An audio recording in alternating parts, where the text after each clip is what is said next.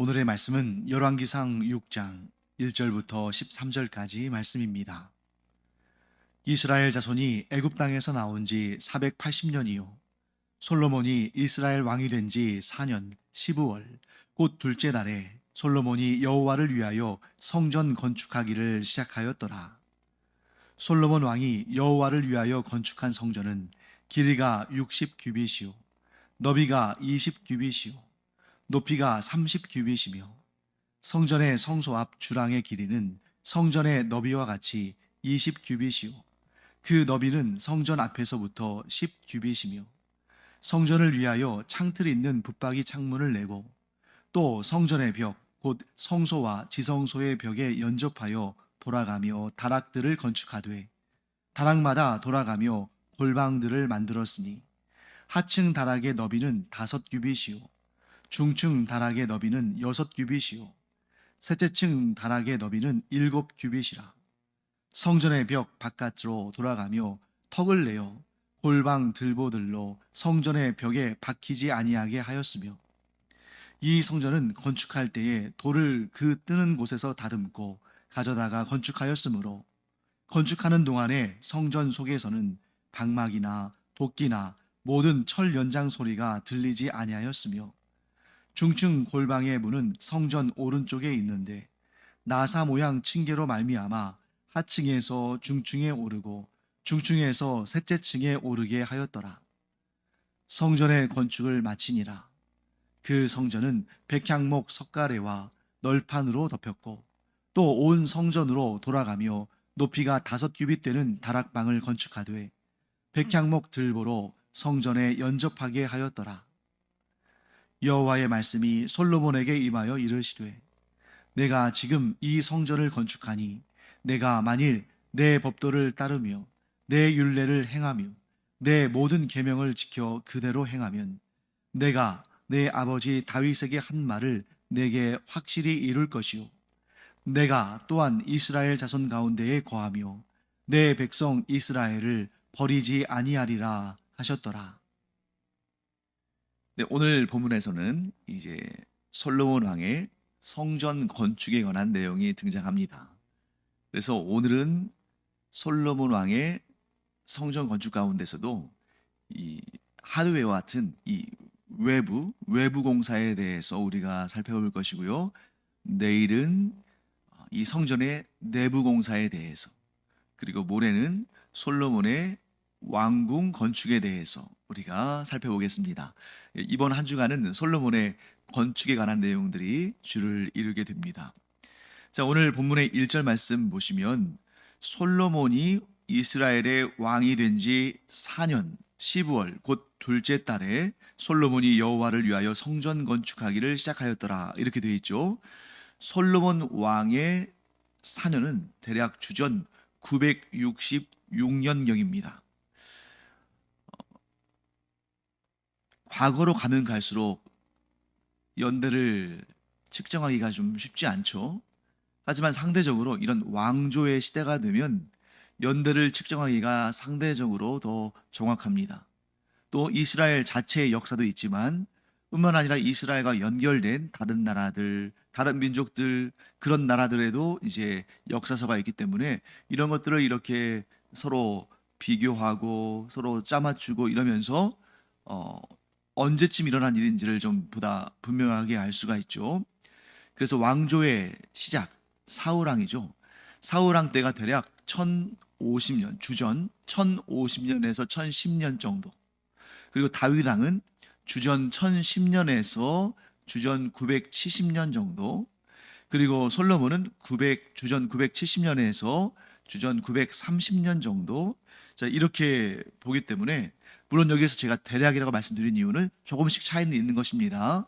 이렇게 40년씩 제외했기 때문에 그들이 이제 그 연도에 맞춰서 쭉 우리가 계수를 할 수가 있는 것이죠. 자, 그래서 주전 966년경에, 즉 솔로몬 왕 4년에 성전 건축을 시작했다라고 되어 있는데 1절 말씀은 거기에 한 가지 더 흥미로운 그러한 역사적인 사건을 설명하죠. 자, 뭐라고 되어 있냐면 이스라엘 자손이 애굽 땅에서 나온 지 480년. 자, 두 가지 정보를 줍니다. 솔로몬 왕이 이스라엘의 왕이 된 지 4년. 그리고 그 해는 출애굽한 지 480년 되는 해다. 이렇게 설명하고 있죠.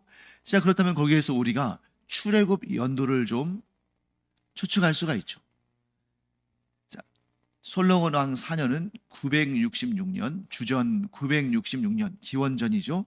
966년이라면 거기로부터 480을 더하면 더 과거로 가는 거죠. 더 과거로 가면 주전 1446년경입니다. 주전 1446년경. 그래서 이 역사를 두고, 지금 여기에서 말씀하는 이 역사를 두고 대략적으로 출애굽의 연도를 주전 1446년경이다 이렇게 보는 것이고요. 자, 그렇게 되면 모세의 활동 시기가 나오죠. 모세는 80세의 나이에 하나님께 부르심을 받았기 때문에 대략적으로 모세를 주전 1500년 이전에 출생해서 1400년대, 주전 1400년대에 활동했다. 그래서 대략 모세의 그 활동기를 주전 1500년에서 주전 1400년 그 사이쯤으로 보는 것입니다. 자, 이렇게 해서 우리가 솔로몬의 성전 건축의 연도와 그 성전 건축이 출애굽 이후에 480년 되던 해에 이루어졌다는 것을 통해서 대략적인 연도를 알 수 있죠. 자, 그런데 이것이 바로 1차적인, 우리가 성경을 이해하고 받아들이는 1차적인 방법입니다. 무엇이냐면 성경에서 말씀하시는 그런 숫자나 이런 것들을 우리가 그대로, 문자 그대로 받아들이는 거예요. 자, 그런데 어떤 연구가들은, 어떤 학자들은 그것을 문자 그대로 480년이라는 숫자 그대로 받아들이지 않고 좀 상징적인 그런 숫자로 해석하기도 합니다. 그래서 예를 들면 이런 거죠. 자, 480년이다. 출애굽한 지 480년이다 했을 때 이걸 둘로 나눠 볼 수가 있죠. 400년과 80년. 자, 80년으로 나누는 이유는 뭡니까? 80년은 솔로몬 이전에 사울 왕과 다윗 왕이 있었잖아요. 그리고 그 각각이 40년 정도, 각각 40년씩 이렇게 제위했기 때문에 그 솔로몬 이전의 두 왕, 사울과 다윗 왕 때를 80년으로 잡고 그 이전의 역사, 곧 출애굽으로부터 해서 광야 40년의 유랑 생활, 또 여호수아 시대 때의 가나안 정복의 시대, 또 사사 시대까지, 즉 왕정이 시작되기 전까지, 즉 출애굽으로부터 사사 시대의 마지막 때까지가 400년이다. 이렇게 계산한 거예요. 그러니까 구체적으로 정확히 말하면 딱 400년으로 떨어지지는 않을 수도 있지만 이 40, 400 이런 숫자는 굉장히 중요한 그런 어떤 한 단위를 이루는 숫자이기 때문에 그렇게 해서 계산할 수가 있다 이거죠. 그 다음에 또 이렇게 해석할 수도 있습니다. 방금 전에 말씀드린 것처럼 이 40이라는 숫자는 이스라엘에게 있어서 한 세대가 마무리되어지는 그러한 어떤 주기라는 그런 의미를 가지고 있습니다.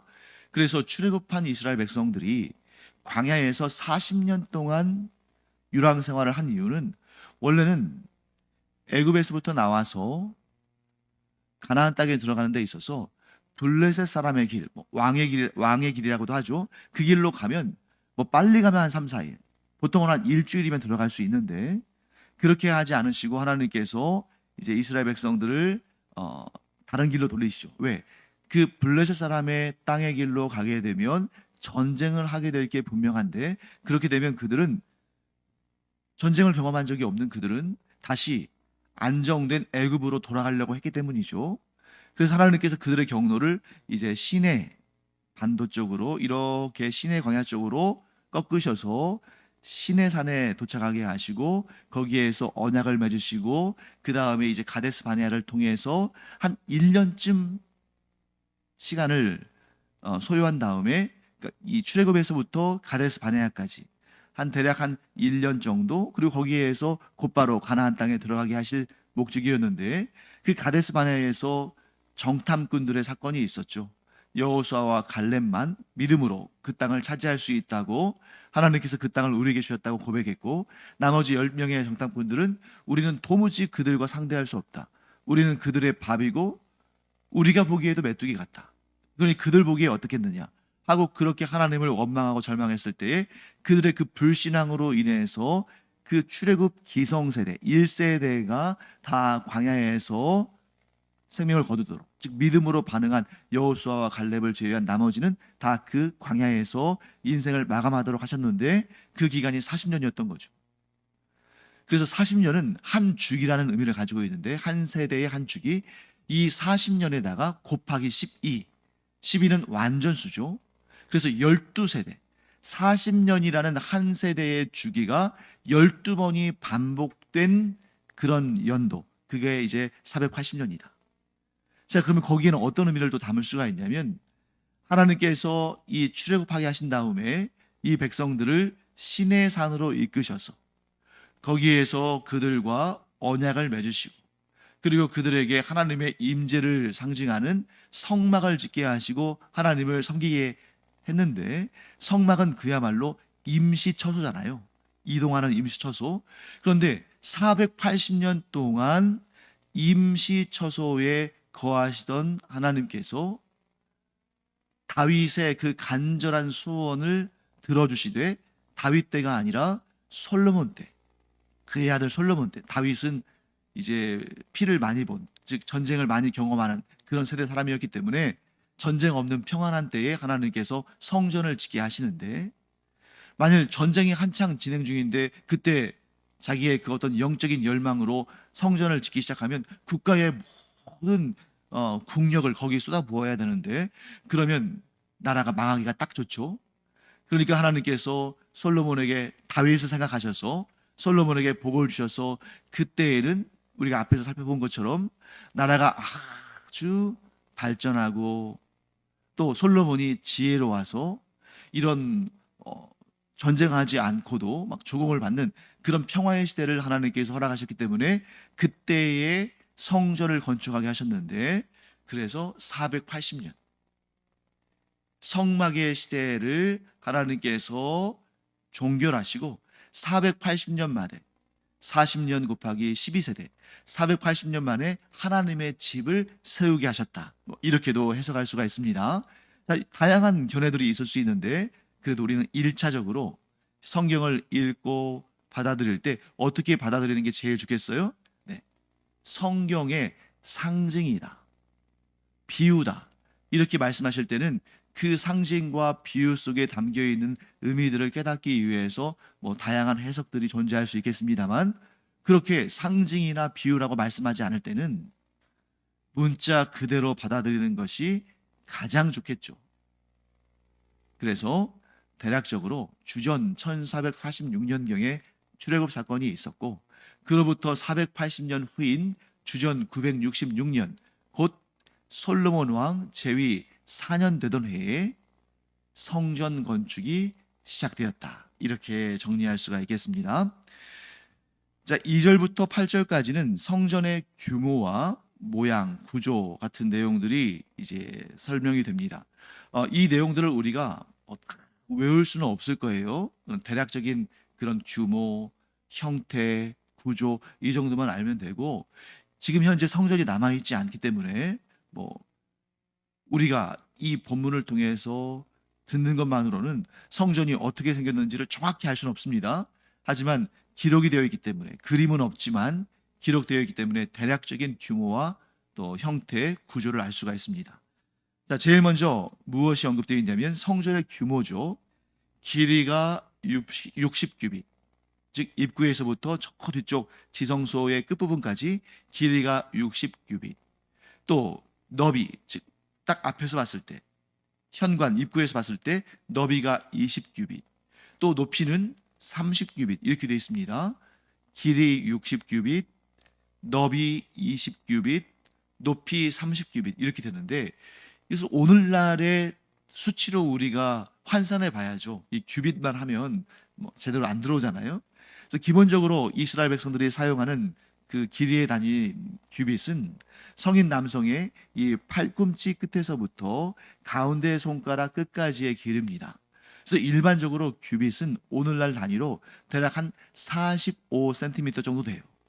그런데 여기서 우리가 주의해야 할 것은 성전이나 왕궁과 같이 일반에서 사용하는 그러한 공간이 아닌 더 거룩하고 또 존엄한 존귀한 그러한 공간을 지을 때 사용하는 단위들은 그것보다 조금 더 여유롭게 계산한다는 거예요. 아무래도 더 귀한 곳이니까요. 그래서 대략적으로 성전이나 왕궁에서 사용하는 규빗은 일반에서 사용하는 규빗보다 대략 한 5cm 정도 길어서 일반의 규빗은 45cm라면 성전과 왕궁을 지을 때 사용한 규빗은 50cm 정도다. 이렇게 우리가 보시면 됩니다. 그래서 50cm가 두 개가 되면 1m잖아요. 그러니까 한 규빗은 50cm라면 두 규빗은 1m가 되겠죠. 그러니까 60규빗이다 딱 그러면 딱 절반으로 나눠버리면 미터가 나와요. 그래서 60규빗은 절반 30m구나. 20규빗은 절반 10m구나. 높이 30규빗이면 딱 그 절반 15m구나. 이렇게 계산하면 좋습니다. 그래서 규빗 단위가 나오면 그 규빗 단위의 그 앞에 있는 숫자를 반으로 나눠서 거기에 미터를 붙이면 대략적인 규모를 우리가 알 수 있습니다. 자, 그러니까 성전의 길이는 30m, 성전의 폭은 10m, 성전의 높이는 15m예요. 자, 그런데 우리가 이렇게 길이, 너비, 높이 그러면 그것도 또 좀 잘 머릿속에 안 들어오잖아요. 그래서 이 평수로 한번 계산을 해보면, 자, 30 곱하기 10 하면 400이란 말이죠. 네, 30 곱하기 10, 30 곱하기 10 하면 300이죠. 300이기 때문에 이 333제곱미터가 100평이니까 300제곱미터 정도 된다 그러면 대략 90평 정도라고 볼 수 있어요. 자, 성전의 높이는 15m인데 그 바닥의 면적이 성전 건물 내부의 바닥의 면적이 90평이에요. 자, 여러분 90평이면 여러분 생각에 성전의 바닥 면적, 성전의 면적으로서 실내 면적으로서 90평이면 크게 느껴집니까? 작게 느껴집니까? 굉장히 작게 느껴지잖아요. 물론 우리 신제주 강염교회 아마 이 본당 면적은 한 50평, 그러니까 실면적, 뭐 이 분양 면적 이런 걸 떠나서 실면적 하면 대략 한 40평 정도 되지 않을까 싶은데, 4, 50평 정도 되지 않을까 싶은데 90평이다. 지금 우리 신제주 강염교회 본당이 한 2배 정도 되는 거예요.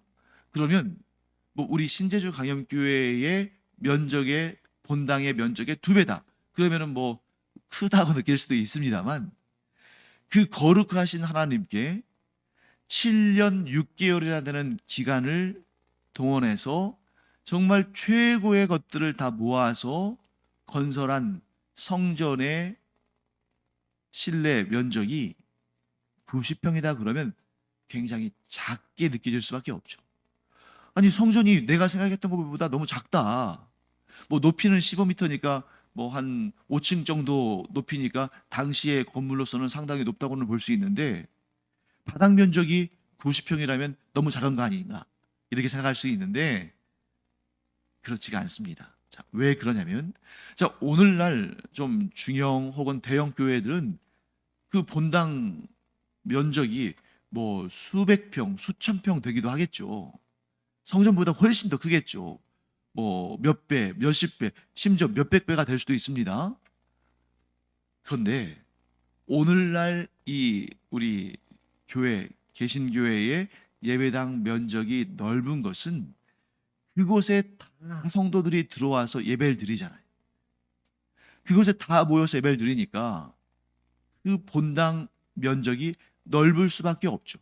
그런데 성전을 한번 생각해 보세요. 성전은 성전 건물 내부에 이스라엘 백성들이 와서 그 안에 들어와서 예배 드리는 게 아니에요. 성전 건물 내부로는 오직 제사장들만 들어갈 수가 있어요. 제사장들만. 그러니까 아주 소수의 제사장들이 자기들이 맡은 그 임무를 위해서 들어오는데, 예를 들어서 실내에 사는 임무들은 뭐겠습니까? 아침 저녁으로 이 등잔대에 불을 켜는 것, 그리고 불을 켰다 끄고 하는 것, 그 다음에 그 맞은편에 있는 진설병상에 안식일마다 진설병을 새로 만들어 와가지고 교체하는 일. 또 그리고 이제 그 성소와 지성소를 가르는 그 휘장 앞에 분향단이 있는데 거기에 이제 또 하나님께 향을 피워 올리는 일. 그리고 이제 1년에 한 번 대속죄일에 그 해의 대제사장이 그 지성소 안으로 들어와서 그 안에서 대속죄일의 규례대로 하나님을 섬기고 또 정돈하고 하는 그런 일을 하는 일. 그렇기 때문에 실제로 성전 안에서 어떤 일을 할 때는 몇 명 되지 않은 아주 극소수의 제사장들이 그 안에 들어가서 그 맡은 바 사역들을 했다는 거죠.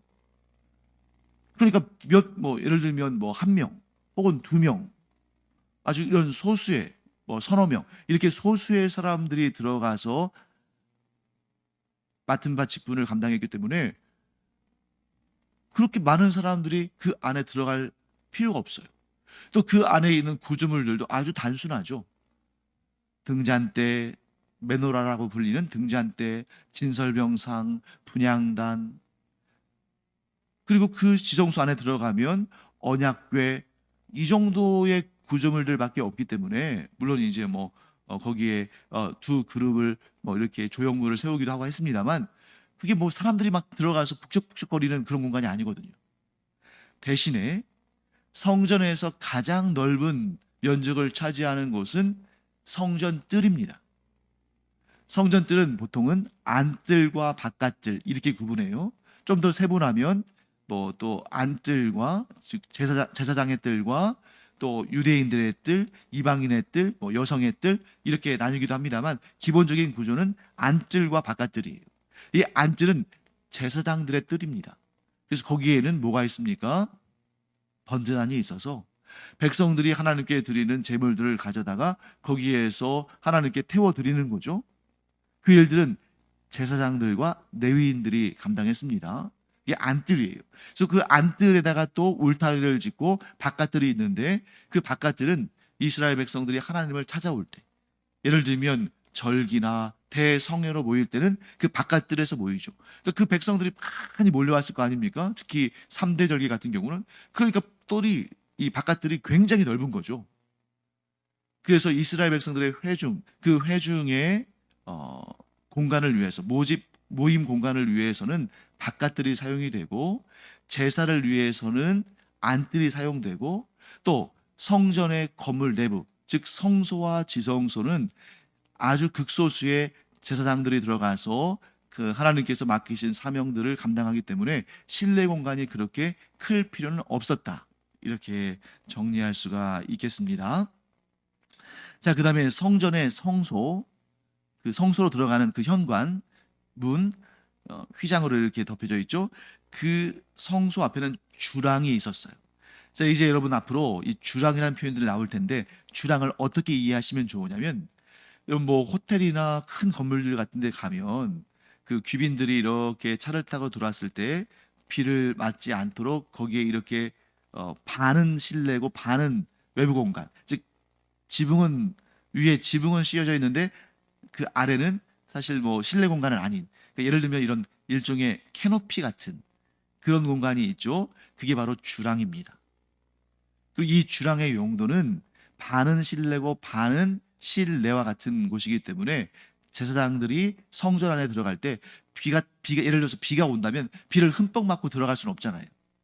그래서 이 주랑이 있어서 거기에서 비를 피하고 성전에 들어갈 수 있는 그런 구조라고 볼 수가 있습니다. 자, 그 다음에 이제 성전 건물, 성소와 지성소가 있는 이 성전 건물을 삥 둘러싸서 3층으로 다락들이 건축되고, 그 다음에 각각의 골방들, 또는 다른 곳에서는 다락방이라고 되어 있습니다. 그런 공간들이 있어요. 그러니까 성전에 지성소와 성소만 있는 그 성전 건물만 딸랑 하나 있는 것이 아니라 그 주변을 돌아서, 디귿자 형태겠죠? 돌아서 3층의 부속 건물이 있는데, 여기에서 다락이라는 말은 뭐냐면 평평한 층을 말하는 거고, 골방은 뭐예요? 그 각각에 있는 방들을 말하는 거죠. 그래서 이런 부속 공간들은 어떤 구조로 되어 있냐면 1층은 그 방들의 그 너비가 5규빗입니다. 대략 한 2.5m 정도 되겠죠. 그 위에 2층은 방의 규모가 너비가 한 6규빗, 3m쯤 돼요. 3층은 다락의 그 너비가 7규빗, 즉 대략 한 3.5m 정도 됩니다. 그러니까 이 다락들이 쭉 이렇게 다락이 있고 거기에 골방들이 쭉 있는데 1층은 2.5m, 2층은 3m, 그다음에 3층은 3.5m. 이렇게 2.5, 3, 3.5 이렇게 아래층으로 갈수록 촘촘하게 이렇게 다락들이 있는 거죠. 왜 그럴까요? 네. 아래층으로 갈수록 벽이 촘촘하게 있어야만 위층의 무게를 잘 견딜 수 있기 때문이에요. 그리고 그 다락에 들어갈 때, 그 골방에 들어가기 위해서 다락에 올라갈 때는 나사 모양의 계단을 타고 올라가게 되어 있어요. 그래서 1층은 그냥 들어갈 것이고 2층은 1층에서 2층으로, 또 3층은 2층에서 3층으로 이런 나사 모양의 계단들이 있어서 그 계단을 타고 들어가는데, 그건 뭘 의미하냐면 성전에서 바로 그러한 다락으로 갈 수가 없고 다락에서도 바로 성전으로 들어갈 수가 없고, 다락에 들어가려면, 즉 다락에 있는 골방으로 들어가려면 성전 뜰에서, 안뜰이죠, 안뜰에서 계단을 타고 들어가거나, 또 그들이 계단을 타고 내려와서 성전의 입구를 통해서, 주랑을 통해서 성전 안으로 들어가거나 이렇게 한다는 거예요. 왜 그렇게 할까요? 자, 이 다락에 있는 골방들은 준비하는 장소입니다. 그래서 거기에서 제사장들이 또는 레위인들이 뭐 하나님을 섬기는 일을 위해서 준비하고 또 여러 가지 물품들을 또 보관도 하고 하는데, 거기에서 바로 성전에 들어가면은 어때요? 성전을 좀 쉽게 생각할 수 있겠죠. 그래서 이 다락에서, 그 다락 안에 있는 그 골방에서 이 제사장들이나 레위인들이 자기가 준비를 철저히 하고 그 다음에 내려와서 그 주랑을 통해서 성전 건물 안으로 이렇게 들어가면서 자기 자신을 점검하고 경건한 마음으로 성전을 쉽게 보지 않고 함부로 대하지 않고 거룩한 마음으로 대하도록 이렇게 성전의 부속 건물, 즉 다락과 골방과 성전이 직접적으로 연결되지 않도록 이렇게 되어 있는 구조입니다. 자, 그 다음에 이제 9절부터 13절까지 말씀 보시면, 자, 9절에 이렇게 되어 있죠. 성전의 건축을 마치니라. 자, 성전의 건축을 마쳤다고 되어 있는데 정작 그 다음에 내일 우리가 성전의 내부 공사에 대한 내용 배우거든요. 성전의 건축을 마쳤다는 것은 뭐냐면 성전의 외부 공사, 큰 틀로서의 외형을 갖췄다는 것입니다. 그리고 나서 이제 하나님께서 솔로몬에게 나타나셔서 뭐라고 말씀하시냐면 12절 13절이죠. 한마디로 이렇게 정리할 수 있습니다. 네가 내 법도와 내 율례와 내 모든 계명을 지켜 그대로 행하면 내가 너의 아버지 다윗에게 한 말을 너에게 확실히 이루어 줄 것이고 내 백성 이스라엘을 버리지 않겠다. 자, 여기 아주 중요한 원리를 하나님께서 설명하십니다. 그것은 뭐냐면 성전을 아무리 크고 아무리 아름답고 아무리 화려하게 지어도 그것보다 더 중요한 것은 하나님의 말씀에 순종하는 것이다. 지금 성전의 외부 공사를 마치고 이제 내부 공사에 들어가야 되는데 하나님께서 다시 한번 일깨워 주시는 거예요. 성전의 원리는 물리적인 견고함이나 아름다움이나 규모에 있는 것이 아니라 하나님의 말씀에 순종하는 것에 있다. 하나님께서 사무엘 선지자를 통해서 사울 왕에게도 여러 번 말씀하셨죠. 순종이 제사보다 낫다. 이제 이 제사가 이루어지게 될 성전을 건축함에 있어서 하나님께서 솔로몬에게 다시금 말씀해 주시는 것입니다. 순종이 먼저다. 사랑하는 성도 여러분, 우리의 예배와 우리의 삶이 하나님께 드려지는 순종의 제사가 되기를 간절히 축원합니다. 기도하겠습니다. 하나님, 아무리 성전이 아름답고 크고 견고하다 할지라도 순종하는 마음이 없으면 하나님께서 기뻐하지 않으시는 줄 믿습니다. 가장 중요한 그 기본, 하나님께 순종하는 저희들 되게 하여 주시옵소서. 감사드리며 예수님의 이름으로 축복하며 기도합니다. 아멘. 기도하는 시간입니다. 우리 오늘 하나님 제 마음을 주관하셔서 하나님께 순종하는 마음 갖게 하여 주시옵소서. 이렇게 기도하기 바랍니다. 기도하겠습니다.